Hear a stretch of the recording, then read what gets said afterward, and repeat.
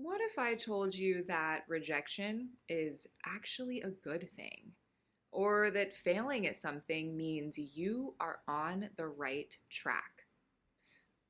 That might sound absurd or straight up delusional, but by the end of this video, you may be convinced to start tracking your rejections and actually feel good about adding more failures to your list.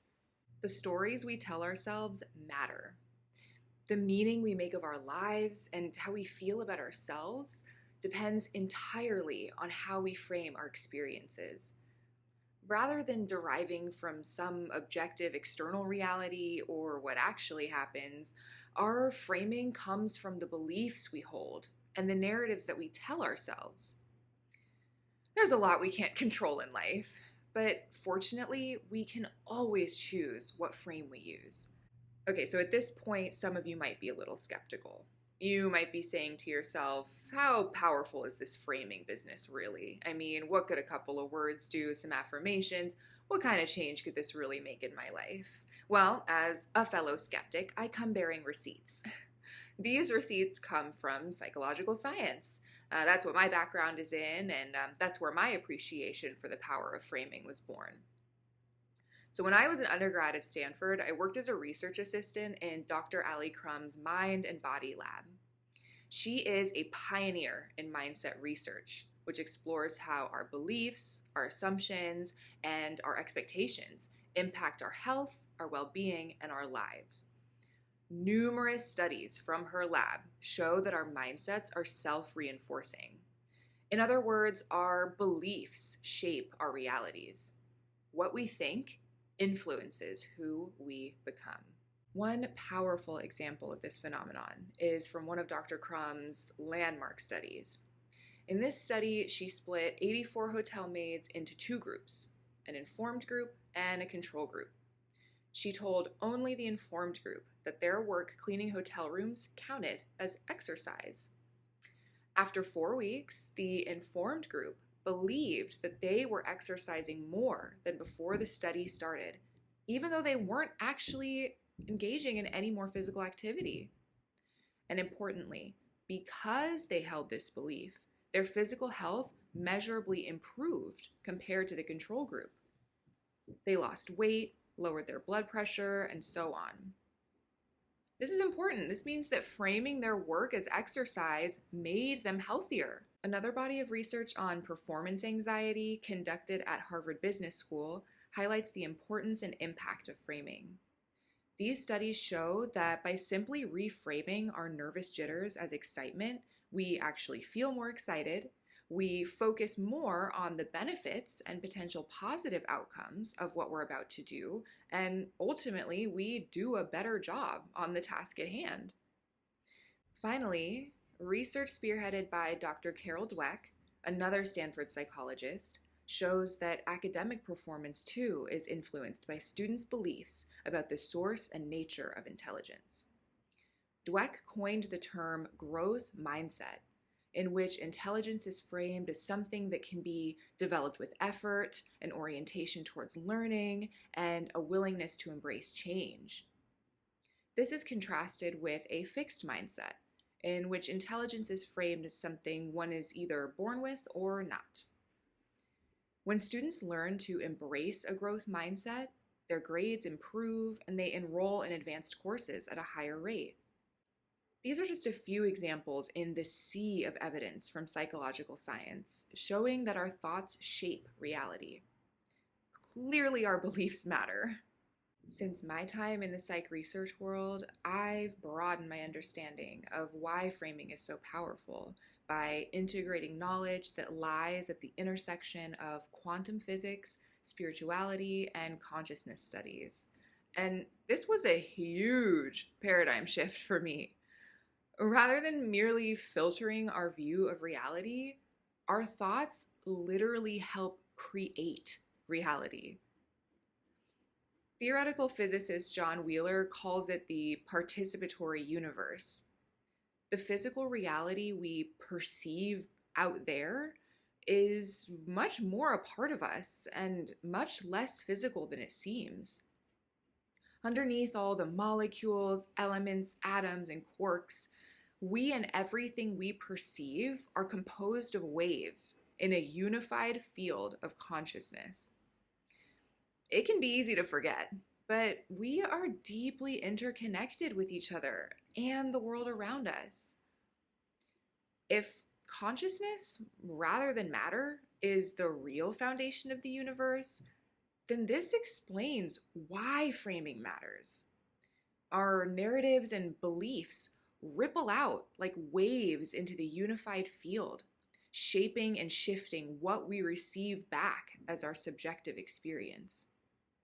So those maids I mentioned earlier, their belief that work was exercise shifted their reality, improving their physical health without their picking up a single weight at the gym. What we look for, we find.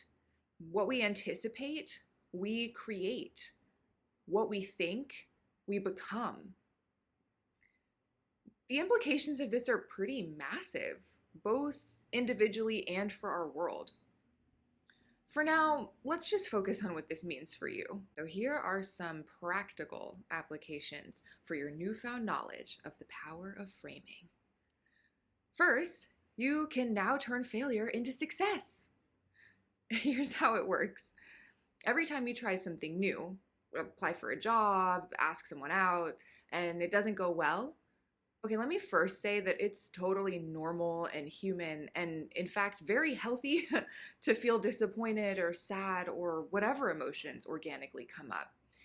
This framing practice is not meant to replace or substitute your emotions. They are incredibly important.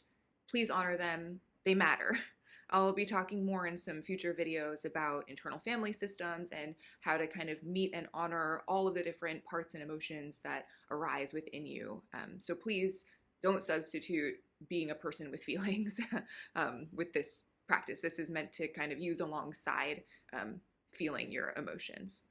So here's what you can try when one of these situations comes up and you're confronting a failure or a disappointment.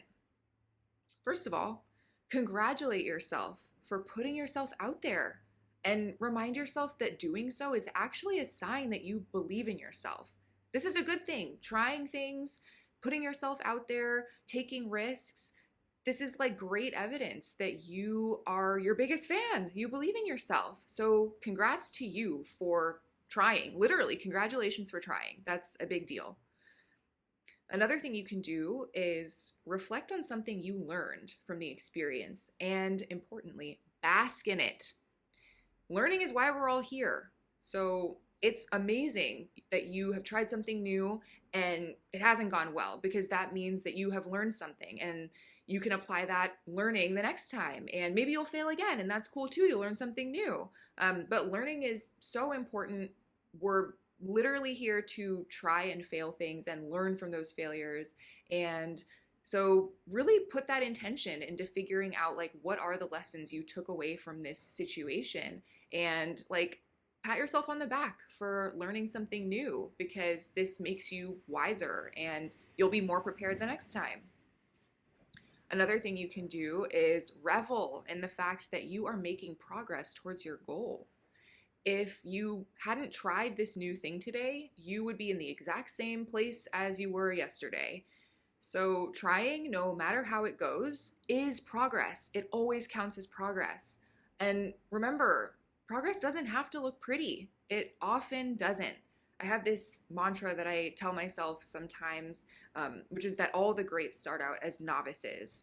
You know, we were all babies and now we're all running and, you know, talking and all these things. So, yeah, it's you are making progress even when you fall, even when you make a mistake. That is all so important and valuable.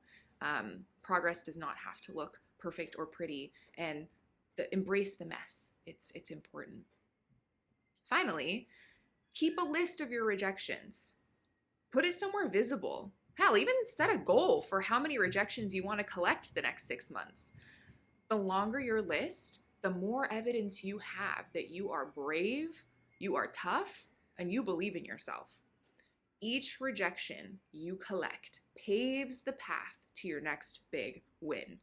So seriously, put that list on your fridge, tell your friends that you're failing, tell them how many times, tell yourself, you don't have to tell anyone, but just try to keep a visible list of all your rejections, everything that's not going well, all the things you've tried. And the longer the list, you're going to realize you are one brave person.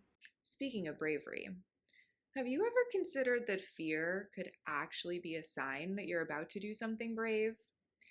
I could and will do a whole video on fear, perhaps a whole series, we'll see. But I've found this framing practice especially useful in helping me do things I was initially afraid of, like leaving my PhD, for example, or starting this YouTube channel. Next time fear arises, try framing that signal as a sign that you're about to do something brave and important, and that you're maybe even excited to try it. Okay, quick disclaimer. These tips work best if you are taking action that's actually aligned with your goals and your values and doesn't do harm to yourself or others. Well, so those are some framing tips for you. Now go give them a try. And please, if you are open to it, share your experiences in the comments. I'd love to know how these framing practices work for you. And thank you so much for watching this video. It's my very first one, so your support, your attention, your time means everything. Thank you. And if it resonated with you, please be sure to give it a like and subscribe to my channel. Here's to crafting a life you love. I'll see you next time.